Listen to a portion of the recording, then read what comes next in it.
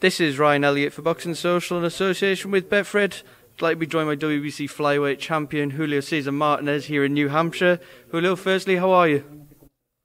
I'm very good. I'm happy. I'm excited. Very motivated. Because as they say, there's no date that doesn't come, and there's no commitment that doesn't get completed. So we're very ready and prepared for this commitment and to get this commitment out of the way. Julio, I want to ask you about how you're enjoying New Hampshire so far. I'm guessing the weather's incredibly different to what you're used to in Mexico. Very cold here. How are you finding it? We're very excited because we're getting to know new territories, and we're excited to be out there to give the fans what they want and also to not disappoint them in terms of my performance. Let's talk about McWilliams Arroyo then. You finally get to fight him on Friday. Obviously, there was a couple times you meant to fight him, most notably in Miami on the Canelo Yildirim card. You had a hand injury. You've been back since. How is the hand? How are your injuries now? All good, and we've been taking care of every little single aspect to not only come at 100%, but at 1,000%. So we're very anxious to be getting back in the ring and to be completing this commitment. Well, we know we're coming here. Nobody comes here to lose. He's coming here to win, to get the belt. And we're prepared for what comes. We're ready for the knockout. We're for the decision.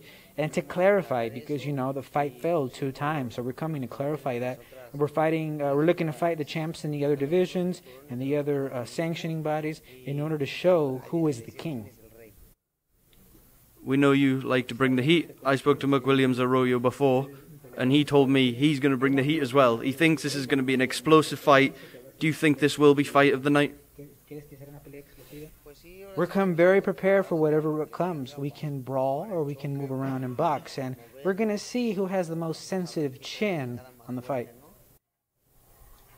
If you do win on Friday night, I know you've got this dream of being undisputed champion at flyweight. Is it your goal to try and collect every belt before potentially moving up?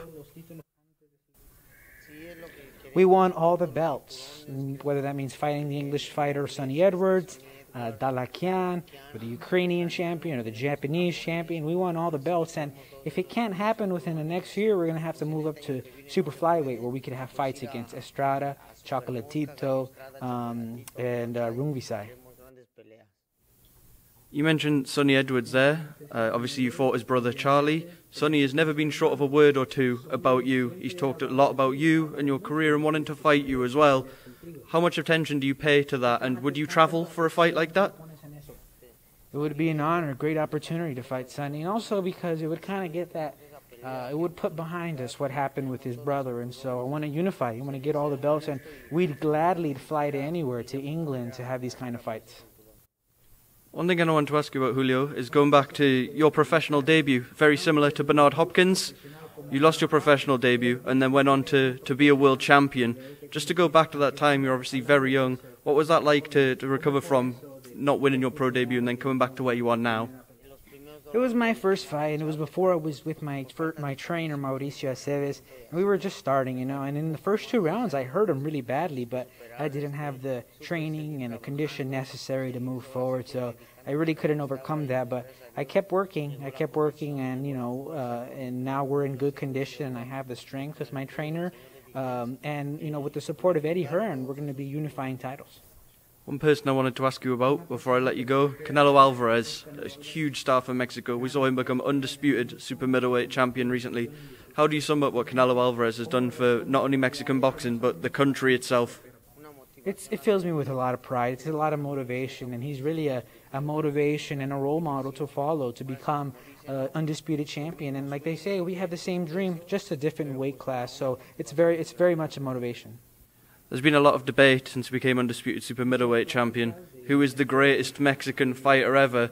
You're in a better place than me to tell everybody. Who do you think is the best ever Mexican fighter, and why? The best Mexican fighter is Saul Alvarez, because of his discipline, because of his dedication. He's a true role model, and I want to follow in his footsteps and also make history. Final one from me, Julio. You said we're going to find out who has the best chin on Friday night. Tell us how the fight ends. Hopefully, like he said, he's going to come out with everything. And that means there's going to be a knockout. And like I always say, we come with everything but fear. And again, we're men, not clowns. So this is what we're here doing.